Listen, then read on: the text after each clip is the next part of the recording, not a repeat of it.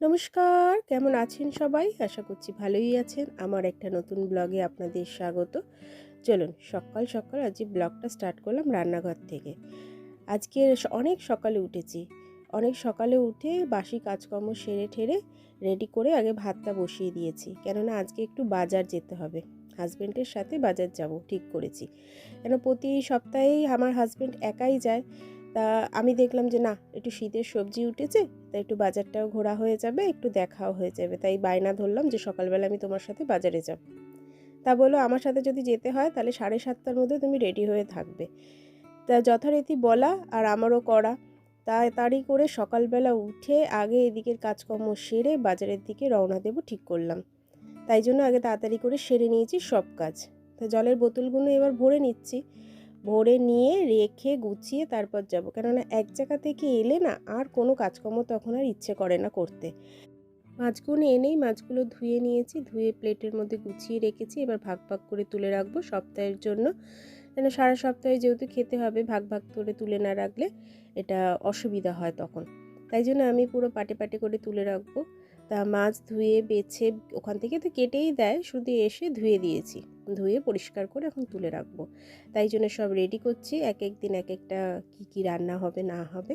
তাই মাছগুলো সুন্দর করে বেছে তুলে রাখবো।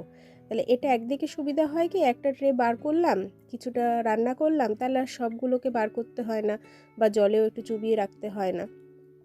এটা একটা সুবিধা। আর এর মধ্যে করে রাখলে আর একটা জিনিস হয় কি, চারিদিকে মাছের যে ইয়েটা রক্তটা চারিদিক হয় না, গন্ধও সেরকম ফ্রিজে ছাড়ে না। এই কারণে এর ভেতরে এই বক্সগুলোর ভেতরে ঢুকিয়ে রাখলে ভালো হয়। এগুলি তো মাছের না, এগুলি ওই সবজি টবজি রাখার জন্য। তো আমি সবজি রাখি না, ইয়েই রাখি, মাছই রাখি। কারণ সবজি আমি দিনে দিনে কাটি, দিয়ে রান্না করে ফেলি। আর এই মাছগুলো গুছাতে থাকি, চলুন তাহলে দেখতে থাকুন।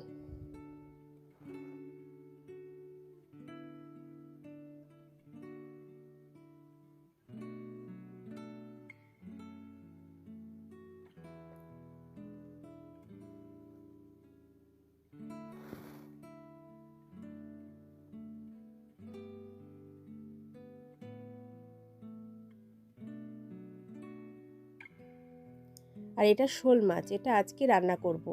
শোল মাছ করব, আর ওই মাথাগুলো রয়েছে যে রুই মাছের, সেই মাথা দিয়ে একটা তরকারি করব। দেখি এখন পুঁই শাক দিয়ে তরকারি করব না কী দিয়ে তরকারি করব, এখন দেখছি, ভাবি কি করব না করব।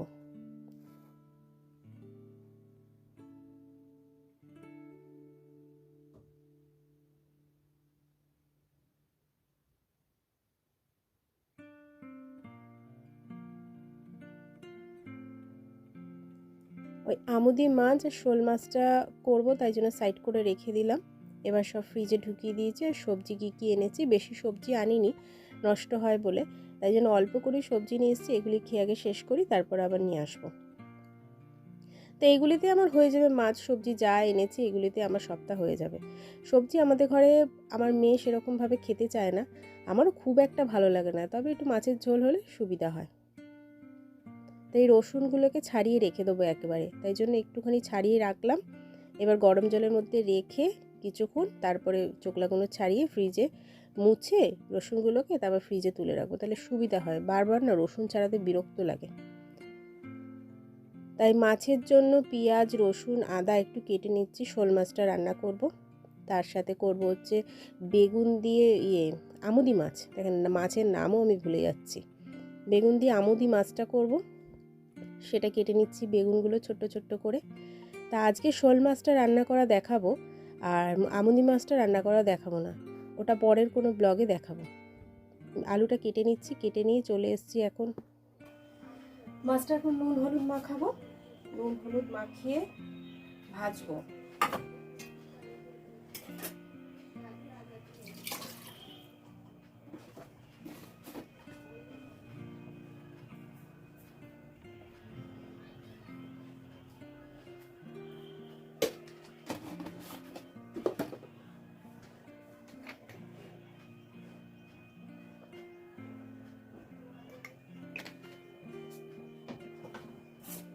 নুন আর হলুদ দিলাম। চলুন কড়াইটা বসিয়ে দিয়েছি, এবার তেলটা গরম হয়ে গেছে, এবার দিয়ে দেবো মাছগুলো। মাছগুলো দিয়ে একটু ভাজবো কড়া করে, ভেজে তুলে নিয়ে তারপর মশলা দিয়ে কষিয়ে রান্না করব। তাহলে দেখতে থাকুন।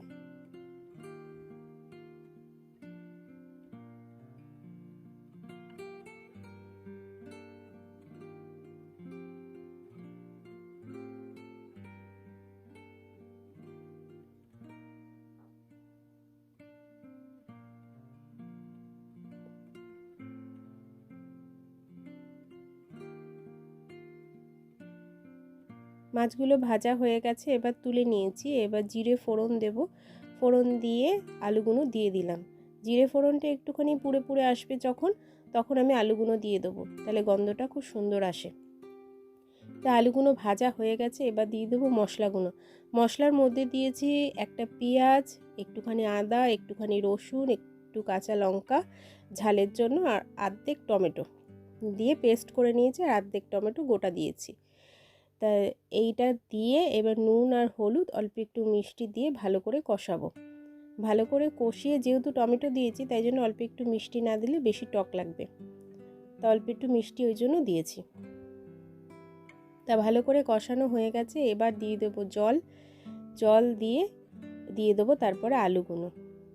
এবার জল দিয়ে দিলাম, তারপর দিয়ে দেবো আলুগুলো দিয়ে একটু ফুটতে থাকবে। কিছুক্ষণ ফোটার পর তারপর দেবো মাছগুলো, নইলে আবার মাছগুলো ভেঙে যাবে।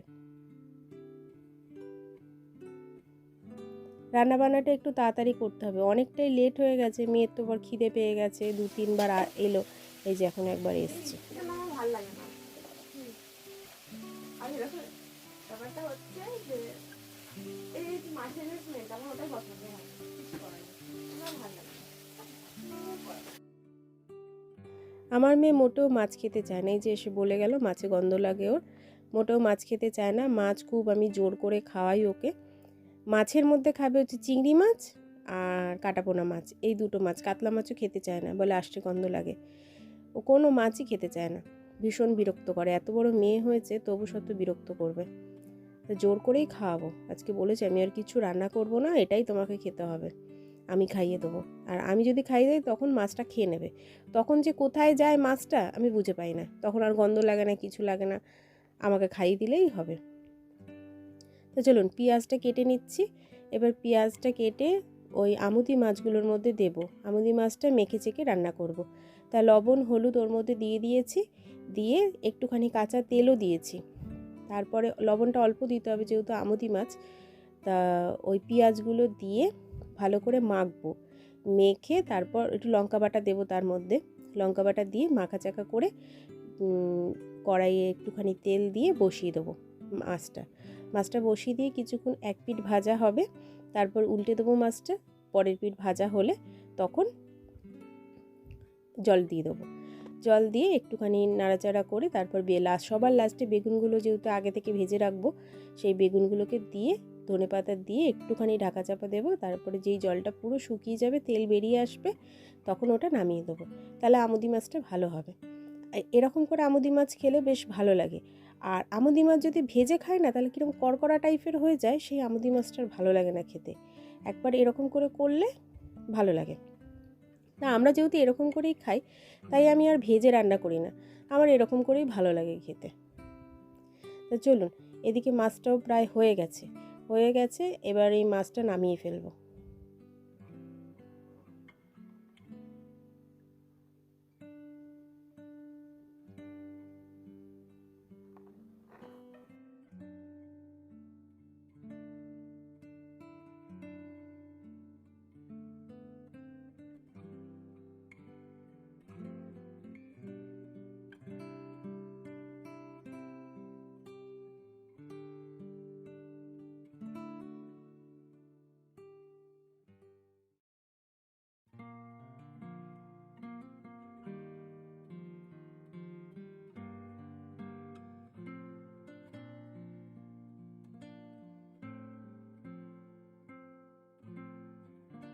শোল মাছটা প্রায় হয়ে গেছে, এবার শোল মাছটা নামিয়ে ফেলবো। ততক্ষণে ভাবলাম যে আর একটুখানি জলটা মরুক, ততক্ষণে আমি বাসন কটা মেজে নিই। তুবোকার হয়ে গেছে বেসিনের মধ্যে বাসনগুলো। আমার যেহেতু ছোট্ট জায়গা, তাই জন্য এই বেসিনের মধ্যে অনেক বাসন হয়ে গেলে খুব অসুবিধা হয়ে যায়, তাই জন্য কিছুটা বাসন আমি মেজে নিচ্ছি।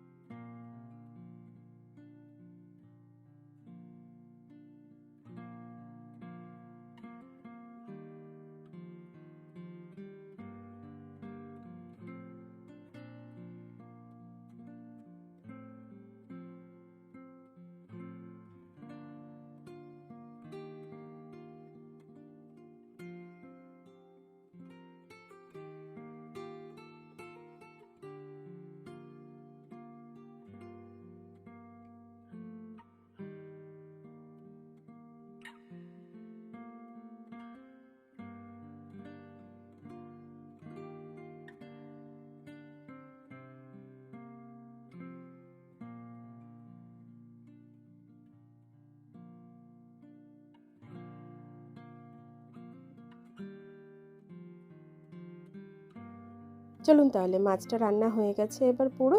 এবার নামিয়ে ফেলি মাছটা নামিয়ে কড়াইটা বেসিনে রেখে চলুন এবার কী কী রান্না হয়েছে সেটা দেখাই। এটা হচ্ছে শোল মাছ, যেটা রান্না করলাম কষা কষা করে, সেই শোল মাছটা। এরপরে হচ্ছে আমুদি মাছটা, যেটা আমি দেখাইনি আজকে, অফ ক্যামেরায় করে নিয়েছি। সেই আমুদি মাছটা এইভাবে করলে এরকম ধরনের হয়। যেহেতু এরকম দেখছেন তো, ভেজে নিলে কীরকম হয়, একটু কুটি কুটি যায়, আর ভেজে যদি না নিই তাহলে এরকম শটা শটা থাকে। আর হচ্ছে সকালে করেছিলাম ডাল, টমেটো দিয়ে ধনেপাতা দিয়ে ডাল করেছিলাম, আর কাঁচা পেঁয়াজ কেটে রেখেছি, আর ভাত করেছি। এই আজকে রান্না ওদিকে করে চলে এলাম ঘরে এসে যে সবজিগুলো নামিয়ে রেখেছিলাম সেই সবজিগুলোটা সব বেছে পরিষ্কার করে ফ্রিজে ঢুকিয়ে রাখবো। তাই জন্য বসে পড়েছি হচ্ছে সবজিগুলো গোছাতে। এটা করে এবার যাব স্নান করে এসে ঠাকুর দেবো। আজকে যেহেতু সকালবেলা দেরি হয়ে গেছে, তাই আর ঠাকুর দেওয়া হয়নি। আজকে অনেক বেলা হয়ে গেছে ঠাকুর দিতে, অনেকটাই দেরি হয়ে গেছে। মেয়েকেও খেতে দিয়ে দিয়েছি, তার মধ্যে সবজিগুলোকে গুছিয়ে রেখে তুলে তারপরে ঠাকুরটা দেব। তো আজকের মতো ব্লগটা এইটুখানি, পরের ব্লগে দেখা হচ্ছে আপনাদের সাথে। টাটা। ভালো লাগলে একটা লাইক করে দেবেন।